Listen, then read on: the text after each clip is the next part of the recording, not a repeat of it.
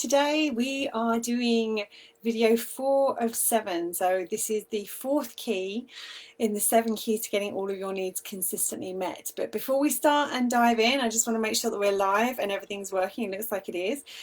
Firstly, if you're on this page on a regular basis, you know how this works. If you're watching live, drop me a little comment to say hello in the comments so that I know that you're here.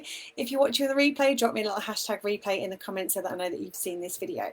So far we've covered the first 3 keys to getting all of your needs consistently met. The first thing is what? You say what your needs are, what the 12 universal needs are. The second thing is you need to know it is possible to get the majority of your base level needs met for yourself. Key number 3 was to know how. What are the ways of meeting your need, not only that work for you, but that sit on that red-green spectrum in the area which is going to mean that you're going to get the most out of the ways you are choosing to meet your need. Number 4 is responsibility. Now, a lot of us don't realise that we don't consciously take responsibility for getting a lot of our own needs met. And it's not surprising because of how we learn to meet our needs as we are growing up. So let's go right back to the beginning. And when we were born, we arrive on this planet as a tiny baby, and we have no ability to meet any of our own needs. We can't feed ourselves, clothe ourselves, comfort ourselves. We can't even expel air from our own bodies without somebody else helping us.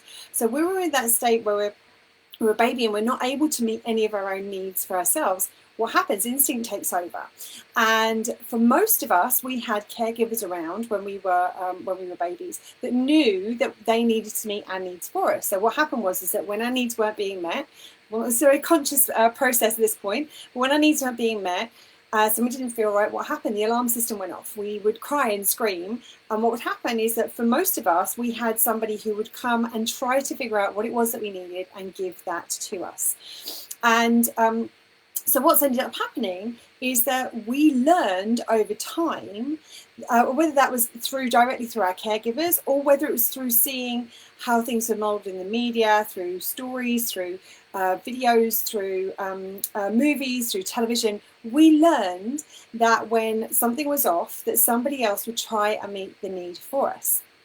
Now, the challenge with that is that most of our caregivers, as we were growing up, knew that they needed to make sure that we were able to physically take care of ourselves as adults. So they made sure that we knew how to dress ourselves, clothe ourselves, feed ourselves, go out and earn a living for ourselves.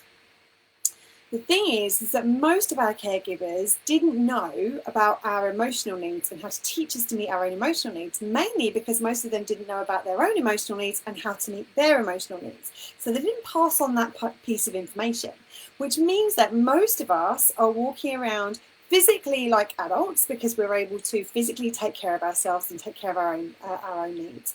But emotionally, and when we look at some of the other needs that we have, we're still operating as infants. We're still looking to the world around us to meet our needs for us.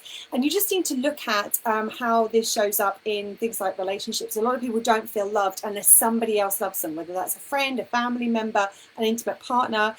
They don't feel valuable unless they have a certain status and they've got a certain job or they've got a certain income. So what ends up happening is that we have abdicated responsibility for these needs because we were never taught to meet these needs for ourselves, and we were never taught as adults that it's actually our responsibility to meet these needs for ourselves. And so that's the fourth key to ensuring that we get all of our needs consistently met, is that we need to know not only what our 12 universal needs are, we need to not only know it's possible to meet our own needs and how to meet them in the ways that work for us, but we also need to know it's our responsibility to meet our own needs, because when we take responsibility for meeting our own needs, we actually take back our power to influence our internal state.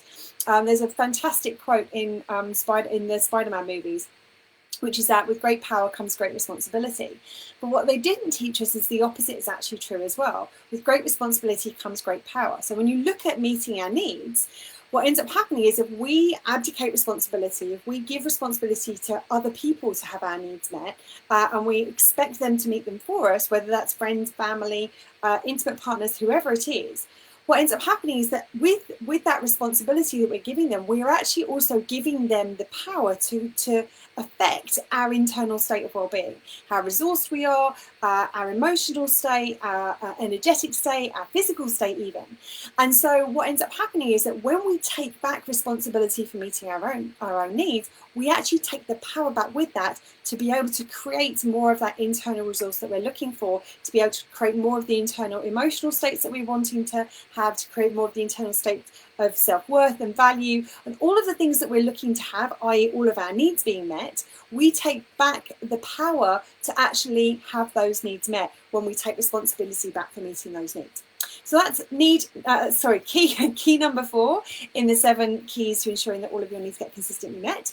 I will be back next week with key number 5. We've got another 3 to go. But if there's anything I've shared today where you think, oh, actually that sparked something, I really want to know more about that, or if you've got any questions about the things that I'm sharing, please drop me a note in the comments, send me a direct message, and when we get to the end of the 7 keys, I will be sharing some more needs nuggets to share with you, some more insights around the universal needs and how they apply to you in your life. But that's it for the moment. Thank you for joining me, and I will see you again next week. Have an amazing weekend, and I'll speak to you soon. Lots of love. Bye-bye.